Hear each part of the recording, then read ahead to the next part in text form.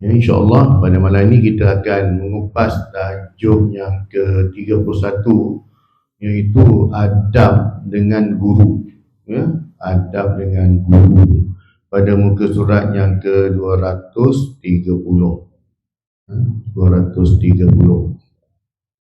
Jadi kita lihat pada matan hadis ini, Haddatsana Musaddad bin Musarhad حدثنا عبد الله بن داود سمعت عاصم بن رجاء بن حيوة يحدث عن داود بن جميل عن كثير بن قيس قال كنت جالسا مع أبي الدرداء في مسجد دمشق فجاءه رجل فقالوا يا أبا الدرداء إني جئتك من مدينة رسول الله صلى الله عليه وسلم لحديث بلغني أنك تحدثه عن رسول الله صلى الله عليه وسلم ما جئت لحاجة قال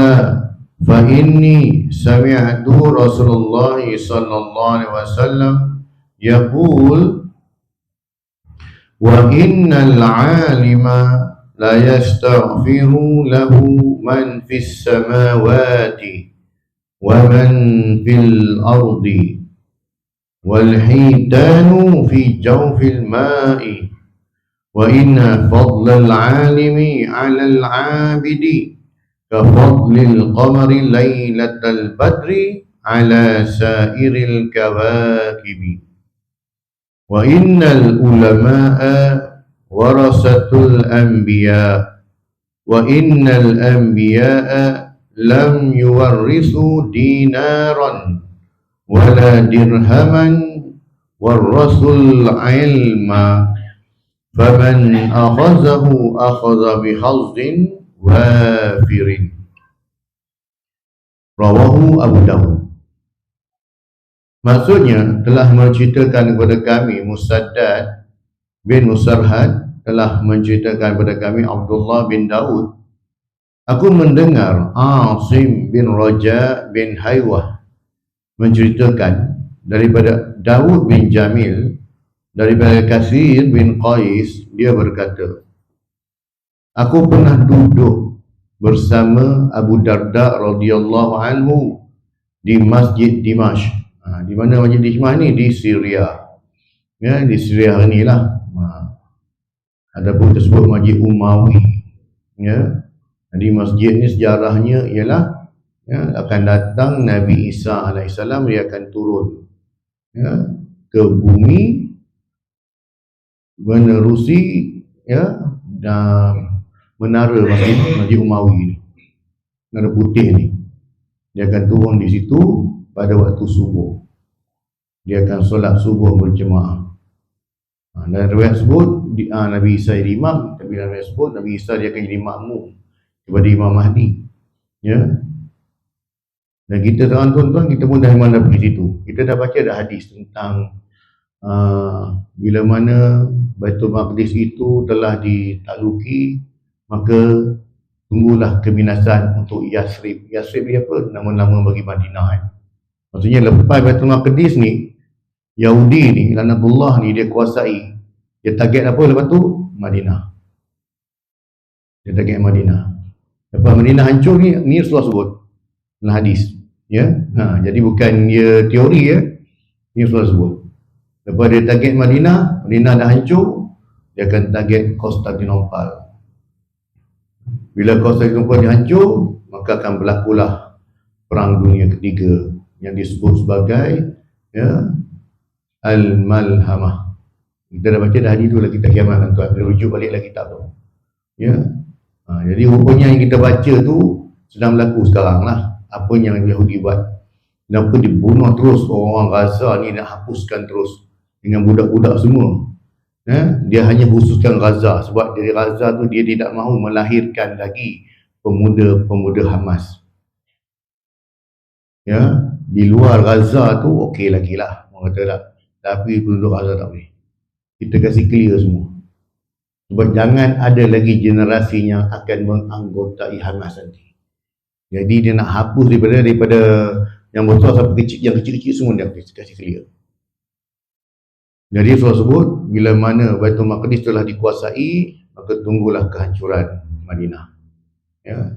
Bila Madinah selesai, Konstantinopel, lepas Konstantinopel, perang dunia.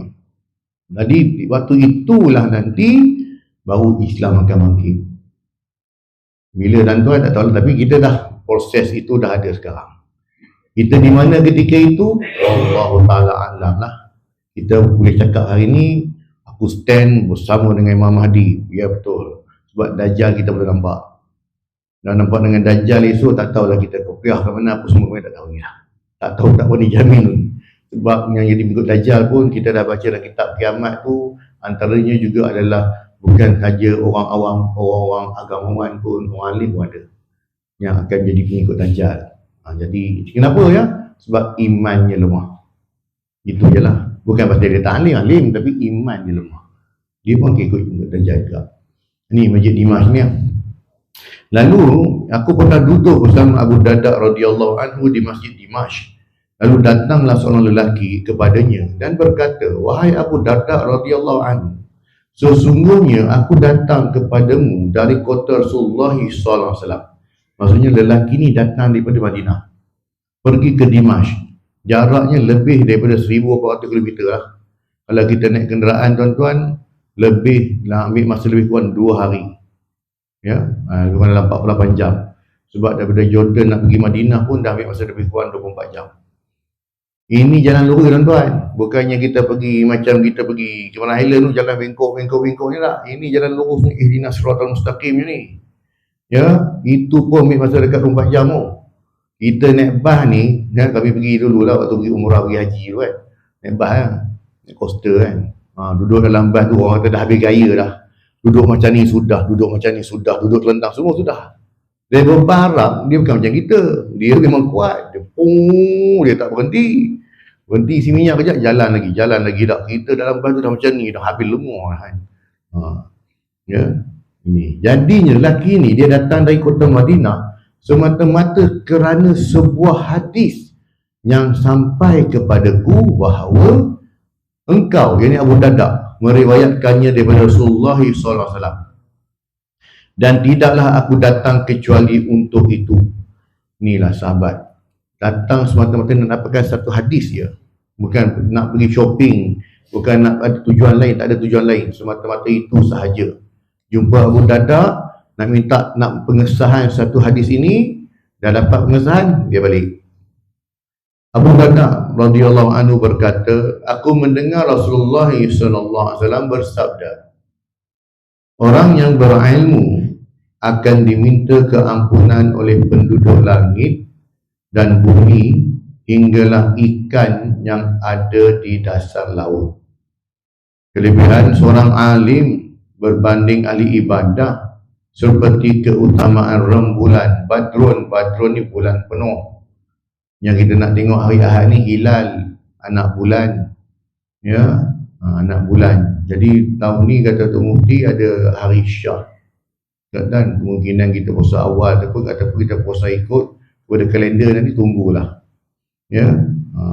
Hari lain pun ada juga, biasa kita tengok juga. Tapi kemungkinan tahun ni dia ada ni sikit lah. Kalau cuaca okey, mungkin kita akan bersawak katanya macam tu lah. Ya? Tak ada masalah. Kita tunggu je penyimpan mohon-mohon saya cakap, ikut je lah. Ya. Jadinya kata Abu Darda ni, kelebihan seorang alim berbanding ahli ibadah seperti keutamaan rembulan badrun pada malam purnama atas seluruh bintang. Para ulama, al-ulama warasatul anbiya, adalah waris bagi Nabi. Lepas tu kata ulama ini dia pewaris Nabi. Waris itu macam mana? Segi ilmunya, segi akhlaknya, teladannya, apalagi contohnya, ya, semuanya ikut macam Nabi SAW. Tu yang kata waris. Nah, inilah waris saya ni, anak-anak kita lah waris kita nanti lah. Iaitu mereka yang akan mewarisi kita. Yang mana kalau harta kita akan dapat pada dia, apa saja yang ada pada kita akan dapat pada dia. Samalah juga dengan ulama. Apa yang ada pada Nabi dapat pada dia. Cuma dia bukan Nabi. Ya? Jadi sifat Nabi tu ada pada ulama ni. Itu yang kata waris tu. Bukan ikut pertalian darah. Tetapinya atas dasar ilmu, akhlak, budi pekerti, teladan, semua macam Nabi. Ni kata ni. Para ulama adalah ahli waris para Nabi. Dan para Nabi tidak mewariskan dinar dan dirham. Mereka hanyalah mewariskan ilmu. Barang siapa mengambilnya, maka ia telah mengambil bahagian yang banyak. Hadis Abu Daud, hadis ini berstatus hadis sahih. Pengenalannya, guru atau pendidik disanjung dan dimuliakan kerana ilmunya. Kelebihan guru dan pendidik sering dibicarakan hingga pujangga turut mengibaratkan guru seperti bintang di langit yang menerangi kegelapan di lautan dan daratan. Ini kata pujangga lah. Sebab apa? Dia kata guru ni macam bintang. Sebab bintang ini menjadi petunjuk ya kepada gerombolan kafilah-kafilah yang pergi berdagang ni. Jadi bintang tu sebagai petunjuk dia lah. Ya, ini kata pujangga. Justru seorang pengembara dikatakan akan tersesat jalan apabila bintang menghilang. Ya, kita tengok bintang mungkin praktikal kalau dilihat dari sudut di negara Arab. Sebab negara Arab ni dia awan dia tak ada. Jarang hujan. Tapi kalau kita di Malaysia, kita cuba nak ikut macam tu, tak apa nak kena lah kot. Ya, kita ada hujan dia, awan je kan. Jadi tengok pada geografi tempat jugalah. Ya. Demikian juga ibaratnya kehidupan manusia tanpa bimbingan guru akan kehilangan arah panduan. Lalu akhirnya tersesat jalan. Itu pentingnya kenapa kita belajar ilmu, khususnya ilmu agama, perlukan guru. Ya. Perkataan guru atau pendidik di dalam bahasa Arab dinamakan al-muallim.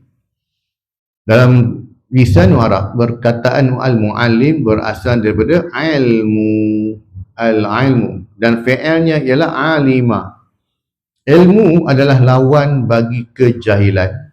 Dan orang yang berilmu digelar sebagai ulama. Maksudnya dia mendalami ilmu, memahami ilmu, menyampaikan ilmu, menyebarkan ilmu. Itulah orang alim. Ya, jamaknya adapun pluralnya, kata banyaknya ulama. Kalau seorang nama dia alim lah. Menurut Kamus Dewan, guru bermaksud orang yang mengajar, mendidik atau mengasuh.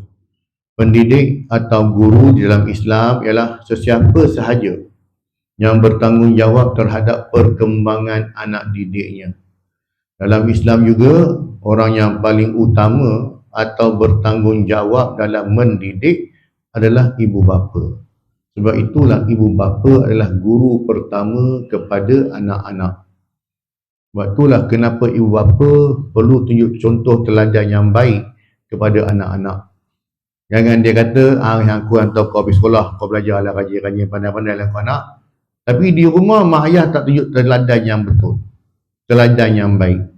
Anak di sekolah, dia ajar cara solat, dia ajar cara membaca Quran, menghafal surah-surah pendek, surah-surah lazim kan.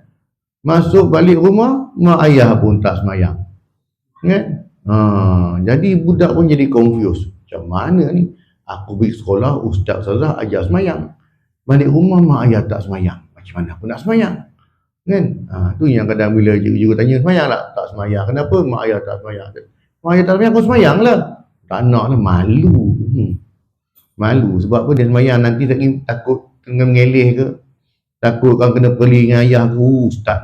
Ustaz. Kita ada ustaz lah. Jadi dia budak-budak. Ya? Ni. Oleh itu, ibu bapa adalah pendidik utama dan juga yang pertama dalam diri seorang insan itu. Berdasarkan sebuah hadis yang diriwayatkan daripada Abu Hurairah radhiyallahu anhu bahawa Nabi SAW bersabda, "Kullu mauludin yuladu 'alal fitrati fa abawahu yuhawwidanihi aw yunasiranihi aw yumajjisanihi." Maksudnya, setiap anak yang lahir, yang dilahirkan itu dalam keadaan fitrah suci bersih, Budak-budak ni kan, dia belum dicemari apa-apa pun, dosa pun tak ada lagi. Jadi kedua ibu bapanya lah yang mencorakkannya ya, menjadi Yahudi atau Nasrani atau Majusi. Hadis riwayat Bukhari. Jadinya mak ayah dia lah bukan tukarkan agama anak, tetapinya menjadikan cara hidup anak itu seperti orang Yahudi, seperti orang Nasrani, seperti orang Majusi. Semuanya dunia saja. Dalil Al-Quran dan Al-Hadis, Allah SWT berfirman dalam surah Al-Mujadalah ayat yang ke-11. A'udzubillahi minasyaitonirrajim. Wa idza qila inshuzu fanshuzu yarfa'illahu alladhina amanu minkum walladhina utul ilma darajat wallahu bima ta'maluna khabir. Dan apabila diminta kamu bangun, maka bangunlah, supaya Allah meninggikan darjat orang-orang yang beriman di antara kamu dan orang-orang yang diberi ilmu pengetahuan agama dalam kalangan kamu beberapa darjat. Dan ingatlah Allah Maha mendalam pengetahuannya tentang apa yang kamu lakukan. Orang yang berilmu ni Allah Ta'ala naikkan dia beberapa darjat. Ya, orang yang berilmu. Pertamanya, darjat yang pertama dia dapat ilmu lah. Dia datang kan, dapat ilmu. Dengan ilmu yang kita dapat, naik lagi darjat kita bila kita amalkan ilmu tersebut. Naik lagi. Dengan yang tu, naik lagi darjat kita bila kita membagi tahu orang lain. Kan? Naik lagi darjat kita. Kemudian naik apa? Naik lagi darjat kita bila orang lain pula, dia pula sampai pada orang lain. Kan? Ini kata beza. Kalau kita bagi harta pada orang, ya, harta kita makin berkurangan. Tapi kalau kita bagi ilmu pada orang, ilmu kita tak kurang pun. Allah tambah lagi ilmu kita. Tu kata tu. Tu bezanya orang berilmu dengan orang yang jahil. Dalam hadis yang diriwayatkan oleh Abu Umamah radhiyallahu anhu, bahawa Nabi SAW bersabda, Fadlul alimi alal abidi ka fadli ala adnakum. Kelebihan orang yang alim dibanding dengan ahli ibadah adalah seperti kelebihanku atas orang yang paling rendah di antara kamu semua. Jadi riwayat Tirmizi, hadis ini hadis sahih. Tu beza. Ya, akhir zaman orang banyak ambil kadang ilmu tu daripada ahli abid. Dia bukan pada orang alim.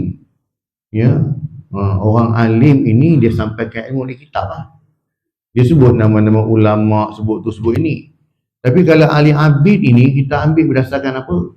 Ya, Haji, saya tengok Haji ni sihat, saya tengok Haji ni selalu murah rezeki, buat niaga apa semua laku Haji. Apa amalan Haji ni yang buat ni lah? Dia bukan pakai kitab, itu amalan dia. Ahli ibadah ni, Allah Ta'ala kadang-kadang Allah Ta'ala bagi dia kelebihan nikmat atas ibadahnya itu. Kan? Dia rajin beribadah maka dia dapat. Jadi dia pun share yang kita. Saya ni biasanya ya, sebelum subuh saya buat amalan ni, saya buat macam ni. Ya, setiap hari saya mesti bersedekah, saya buat amalan ni. Kemudian balik sekarang saya akan pergi cari orang-orang susah, saya akan tolong. Kemudian saya ni, itu dah go, itu pasal saya sihat, tak sakit-sakit. Sebab tu dah saya murah rezeki. Kita pun ikut buat macam mana haji tersebut. Tak dapat pun, kan? Jumpa dia balik. Kita buat tak dapat pun. Ayalah. Sebab setiap orang tu beza-beza. Allah Ta'ala suka setiap orang tu, mungkin ada amalan tertentu yang Allah suka dengan dia. Allah Ta'ala bagi dia rezeki macam tu. Tu beza. Tapi dengan ahli ilmu, dengan kita ambil ilmunya itu, bersumberkan daripada wahyu, kita amalkan, tak ada masalah. Ya. Sebab kalau ahli ibadah ini berdasarkan amalan ataupun petua-petua dia lah. Tapi dengan ahli ilmu tidak, dia ada disiplin dia. Sebab tu Allah sebut bezanya ya antara orang alim dengan ahli ibadah seumpama aku, kata Nabi SAW, dia kalangan dan seperti anak aku, dan dengan orang yang paling rendah dalam kalangan kamu. Maksudnya berapa jauh beza orang alim dengan ahli ibadah. Dalam hadis yang diriwayatkan oleh Abu Umar radhiyallahu anhu, Rasulullah SAW bersabda, Inna Allah wa malaikatahu wa ahlas samawati wal ard hatta an-namlata fi juhriha wa hatta al-huta la yusalluna ala muallimi an-nasil khaira. Maksudnya sesungguhnya Allah SWT, para malaikat dan semua penduduk langit dan bumi, sehinggakan semut yang berada di dalam sarangnya dan ikan yang berada dalam lautan pasti berselawat mendoakan kebaikan orang-orang yang mengajarkan kebaikan kepada manusia. Hadis riwayat Tirmizi, hadis yang ke-2609, hadis ini bersatu hadis sahih. Keterangannya, tugas mengajar dan mendidik berkait rapat dengan peranan dan tanggungjawab terhadap pendidikan anak-anak dan para remaja yang sentiasa berhadapan dengan pelbagai cabaran dan karenah. Di bahu gurulah terpikul beban bagi menghindari anak muda daripada terjebak kepada penyakit sosial yang melanda remaja Islam hari ini. Dalam Islam terdapat beberapa martabat guru atau pendidik. Ni kita tengok. Guru pula dia ada tingkat-tingkat dia juga. Dia ada level-level dia juga. Yang pertamanya, siapa dia? Mudarris. Ya, guru yang hanya mengajar mata pelajaran kemahiran mereka sahaja. Adapun kita panggil dia sebagai cikgu syahri. Nah, cikgu suka main bola, hari-hari cikgu main bola kan. Dia masuk kelas dia mengajar. Ngajar-ngajar ngantuk kan. Susah ngajar. Tulis kat hitam. Baca. Seorang-seorang baca. Ni mudarris. Kan? Aku tahu kau mengajar, kau orang faham, kau orang tak faham, kau punya pasal lah. Ya, nanti aku mengajar sudah. Kan? Kau orang nak faham tak faham tu pandai-pandai kau orang lah. Maksudnya dia buat kerja dia. Kan? Cukup bulan pergilah jumpa dengan mesin petak tu. Kau je ambil dah. Kan? Selesai tugas aku dah. Jadi ini level ni paling rendah ni. Ya, mudarris, mengajar lah. Yang keduanya muaddib, guru yang membentuk adab atau sikap yang baik, iaitu membersihkan anak didiknya daripada adab yang buruk, su'ul adab, mendidik anak didiknya dengan adab tarbiyah dan soleh, terbebas daripada perbuatan keji dan mungkar. Dia masuk kelas, dia bukan saja mengajar. Dia tengok, dia tegur. Ni guru masuk, diri tegak sikit. Tangan sisi. Okey, bagi suara tu salam bagi elok sikit. Okey. Duduk dekat-dekat, jangan duduk kat tingkap. Kan, dia tegur. Yang mana dia nampak kelakuan yang tak apa nak betul, dia tegur terus. Ni muaddib. Ya, dia bukan hanya mengajar. Tak kira lah dia cikgu matematik, cikgu sains, cikgu geografi, apa tak kisah. Ini umum. Bukan ustaz je. Bukan guru agama sahaja tak. Semua guru macam ni. Dia tegur. Yang mana tak betul, dia tegur. Kan, bila berdua nak keluar, nak pergi mana? Nak pergi tandas cikgu, bagi tahu cikgu dulu. Kan, nak pergi tandas, cakap macam ni. Kan, kalau cikgu bahasa Inggeris tak, dia suruh cakap bahasa Inggeris tak, tu budak takut tu. Kan, excuse me sir, kan, excuse me tak. May I go out kan, tu.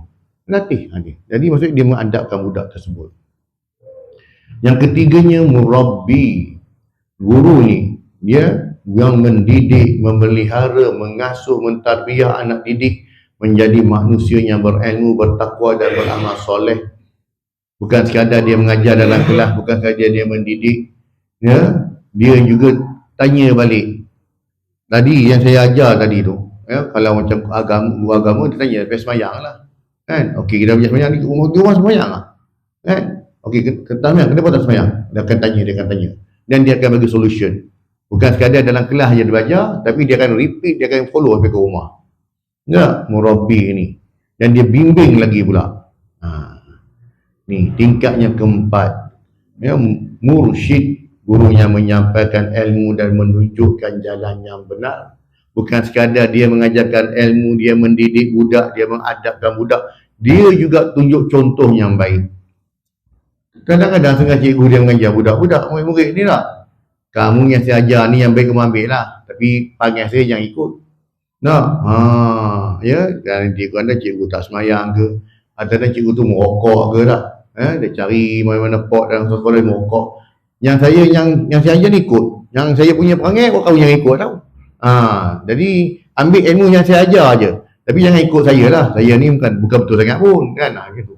Ada juga macam tu, dia menyampaikan ilmu tapi dalam sama dia sendiri tak praktis dengan ilmu tu, dia sendiri tak tunjuk contoh yang baik. Jadi macam mana nak ikut kan? Tapi guru mursyid ini dia tunjuk contohnya itu, bukan sekadar dia bimbing, dia didik, dia adapkan budak ni lah, dia juga tunjuk contoh yang baik.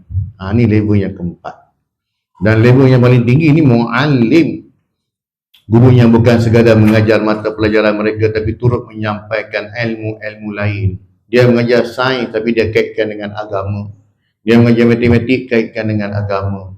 Dia mengajar agama kaitkan dengan sains, kaitkan dengan ilmu-ilmu lain. Jadi budak-budak tengok ya, pada dalam pendidikan hari ini dia panggil sebagai elemen merentas kurikulum, EMK lah. Kita bukan hanya mengajar subjek itu saja, tapi kita kaitkan dengan subjek lain. Dia mengajar sains, ya, kita pada budak tentang sains, tentang bulan, tentang matahari, tentang bumi. Ya, jadi matahari ini, ya, bulan dia pinjam matahari daripada, dia ambil cahaya tu pada matahari. Dan matahari itu bulan pancarkan ke bumi. Tu dia tengok malam tu terang itu kan. Begitu juga perumpamaan kita, seperti mana Allah SWT, Nabi dan juga umat. Ya, Allah Ta'ala tu ibaratkan matahari yang memberikan cahaya nurnya kepada Rasulullah. Rasulullah ni sebagai rembulan. Cahaya Rasulullah tu sampai ke mana? Sampai kepada bumi. Bumi tu siapa? Kita lah, umat dia. Jadi itulah yang Rasulullah bawa pada kita. Jadi budak tengok, cikgu sains pun macam ustaz lah, kan? Jadi bukan sekadar belajar sains, dia juga dapat ilmu agama. Belajar matematik tak? 5 tolak 1, 5 tolak 1 berapa murid? 4. Betul. Dalam matematik tu betul. Tapi kalau dalam agama tak betul. Dalam agama 5 tolak 1 kosong. Kenapa kosong cikgu? Sebab dalam rukun iman, kalau kita tolak 1 je, kita tak percaya dengan mana-mana rukun dalam rukun iman ataupun rukun Islam, kosong kita punya ibadah. Kan? Tak beriman dengan hari kiamat, habis iman kita. Walaupun kita buat amalan yang banyak. Macam tu. Jadi bila benda-benda jadi kadang itu lebih budak suka. Kan? Orang lebih suka yang bila dia kait-kaitkan dengan benda lain. Ini mu'alim ni. Hujatul Islam Al-Imam Ghazali rahimahullah dalam kitabnya Ihya Ulumuddin menjelaskan supaya kita mengambil berat terhadap pendidikan anak-anak dengan mengajar Al-Quran, hadis-hadis Nabi SAW, sejarah para sahabat radhiyallahu anhum dan para salihin, hukum hakam agama, dan termasuk juga pendidikan jasmani, sukan. Ya, Rasulullah ajar kita, galakkan kita supaya belajar memanah, belajar menunggang kuda, belajar berenang kan, tiga sukan yang mana Rasulullah anjurkan. Beliau menggariskan beberapa adab murid terhadap gurunya. Antaranya adab murid dengan guru ni.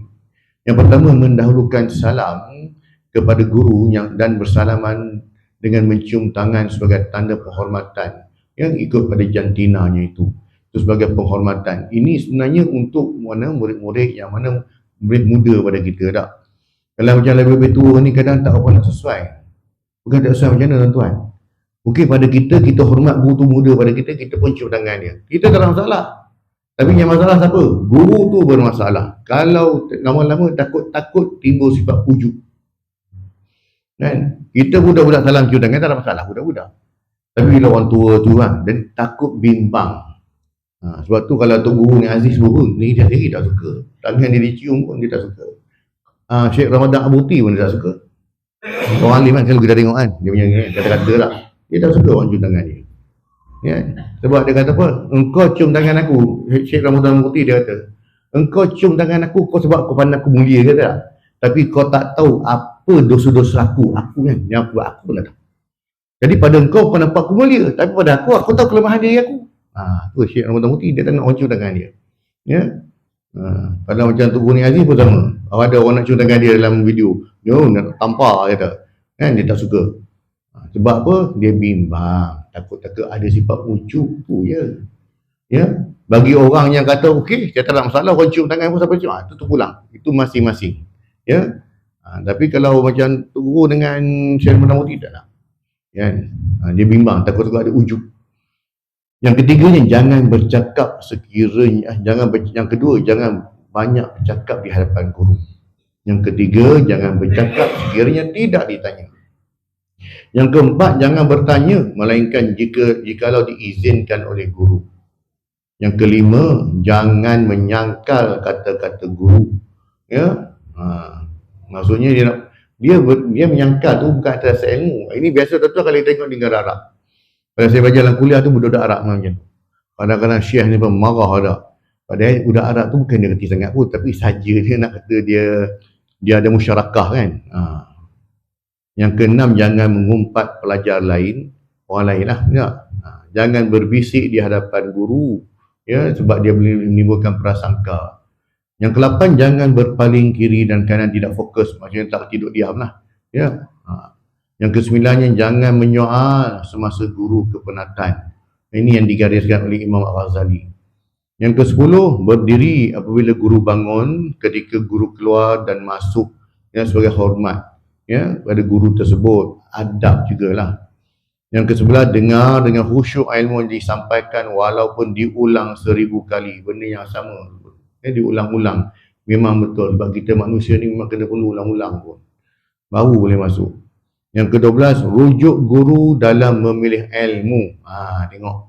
Ya, kalau guru ni dia mahir dalam bidang tersebut, dia mahir dalam tersebut tak, maka tak semua guru dia mahir dalam semua bidang. Ya. Baik dalam ilmu agama pun sama. Yang ke-13, jangan duduk tempat guru. Ini dulu. Sekarang budak sekarang dah tak nakut dah. Kita pula kena tunggu tepi dah. Manggil lah. Kenapa sampai ke depan ni? Oh, sorry, ustaz masuk lah. Okay, budak dulu. Ni. Sebab sekarang ni dia zaman KSSR. Bukan zaman KBSR. Zaman KBSR ini ialah budak banyak mendengar, guru banyak bercakap. KSSR, budak banyak bercakap, guru pula kena diam. Bimbing. Ya. Yang ke-14, jangan berjalan di hadapan guru kecuali darurat. Hari ini dah beza, tak sama. Yang ke-15, jangan ketuk pintu berulang kali hingga guru keluar menemuinya. Ya, cukuplah sekadar 3 kali. Bila 3 kali itu faham je lah. Sama ada guru tu nak berehat dan sebagainya lah. Tapi sekarang tak salah tuan-tuan, kita ada WhatsApp, kita ada teknologi kan. Jadi benda tu, ya, ini Imam Ghazali tulis dulu lah. Yang ke-16, jangan sentiasa berusaha untuk mendapatkan keredaannya dan jauhkan kemurkaannya. Yang ke-17, muliakan anak-anak guru, ya, hormat. Yang ke-18, selalu berhubung dengan guru. Ya. Yang ke-19, elakkan tidak mencari guru lebih 40 hari. Kata Imam Ghazali. Ini boleh mengurangkan keberkatan ilmu, ya, pada suasana pada ketika itu. Yang ke-20, selalu mendoakan guru selepas setiap solat 5 waktu. Ya, jadi kita habiskan dengan hadis kami. Pengajaran hadis ini mungkin akan timbul pertanyaan di hati kita. Mengapa Rasulullah SAW memberi perumpamaan orang yang berilmu seperti bulan purnama, sedangkan ahli ibadah pula diumpamakan seperti bintang-bintang? Para ulama menguraikan maksud hadis di atas seperti berikut. Yang pertamanya, Syekh Salim bin Aid Al-Hilal rahimahullah di dalam kitab Bahjatun Nazirin Syarul Riyadus Salihin berkata, dalam menjelaskan hadis ini diumpamakan keutamaan orang alim dengan ahli ibadah seperti keutamaan bulan purnama atas seluruh bintang, merupakan perumpamaan yang sesuai dengan keadaan bulan purnama dengan bintang-bintang. Kerana bulan purnama menerangi ufuk dan memancarkan cahayanya ke seluruh penjuru alam. Demikianlah keadaan dengan orang alim. Adapun bintang-bintang, maka cahayanya tidak melampaui dirinya sendiri atau sesuatu yang dekat dengannya. Ini adalah kondisinya ahli ibadah. Seperti saya cakap tadi, ahli ibadah tu, amalan tu untuk diri dia je. Tapi ahli ilmu, apa yang dia ajar tu untuk semua orang. Itu kata beza bulan dengan bintang. Cahaya ibadahnya hanya mampu menerangi dirinya tanpa selain dirinya. Kalaupun cahaya ibadahnya mampu menerangi selainnya, maka jangkauan cahaya tidaklah jauh sebagaimana terangnya bintang yang hanya sedikit. Yang kedua, kata Ibn Qayyim Al-Jauziyah dalam kitab Miftahud Darus Sa'adah yang ditahqiqkan oleh Ali bin Hasan Al-Asari berkata, di dalam perumpamaan tersebut terdapat mutiara lain, iaitu bahawa kejahilan laksana malam dalam kegelapan. Para ulama adalah dan ahli ibadah seperti kedudukan bulan dan bintang-bintang yang terbit dalam kegelapan itu. Keutamaan cahaya orang berilmu dalam kegelapan itu dibandingkan cahaya dengan ahli ibadah seperti keutamaan cahaya bulan dibandingkan bintang-bintang. Jika kita perhatikan keadaan bulan purnama, maka kita akan menyaksikan walaupun ia hanya sendiri, namun sudah cukup untuk menerangi gelapnya malam. Tetapi walaupun jumlah bintang berbilion-bilion, namun jumlah yang banyak itu tidak mampu menerangi malam. Hal ini disebabkan kerana cahaya bintang sangatlah sedikit, sehingga ia hanya mampu menerangi dirinya sendiri tanpa yang lain.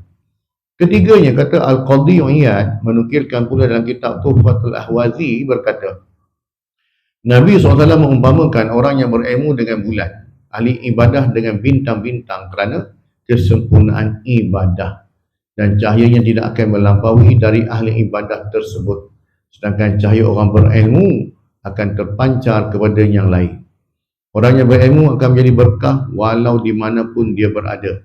Dia mengajar manusia dengan ilmu yang bermanfaat sehingga manusia pun boleh berjalan di muka bumi dengan cahaya ilmu yang akan menuntun mereka dalam gelapnya. Alam kejahilan. Seluruh manusia akan dapat mengambil manfaat daripadanya, sama ada yang jauh maupun yang dekat, sama ada yang besar maupun yang kecil. Sebagaimana para makhluk dapat mengambil manfaat daripada cahaya bulan purnama, baik yang jauh maupun yang dekat. Bahkan haiwan-haiwan yang melata di muka bumi seperti ikan-ikan yang berada di dasar lautan merasakan manfaatnya sehingga mereka pun memohon keampunan ke atas orang-orang yang berilmu. Kesimpulannya, pertama, Allah SWT mengangkat martabat seorang guru dengan pendidik dan pendidik yang benar-benar ikhlas menyampaikan ilmu. Guru adalah seorang insan yang mulia dan tinggi kedudukannya. Tugas guru atau pendidik adalah satu tugas mulia kerana ia juga adalah tugas para Nabi dan Rasul. Kesimpulan yang kedua, di dalam Al-Quran juga, hadis Nabi SAW banyak menceritakan akan galakan untuk menuntut ilmu, dan salah satu wasilah atau caranya adalah dengan berguru. Para guru dan pendidik akan mendapat pahala yang besar dengan setiap ilmu yang diajarkan. Semua makhluk Allah SWT, sama ada di langit ataupun bumi, sentiasa mendoakan kebaikan kepada para guru dan pendidik. Kesimpulan yang ketiganya, semoga Allah mengurniakan kesihatan yang baik dan ketinggian semangat kepada para guru dan mengampunkan dosa-dosa mereka yang telah pergi, dan semoga dengan segala ilmu yang dicurahkan itu mendapat ganjaran di sisi Allah SWT serta dibalas dengan syurga di akhirat kelak. Amin. Wallahu ta'ala alam, tuan-tuan.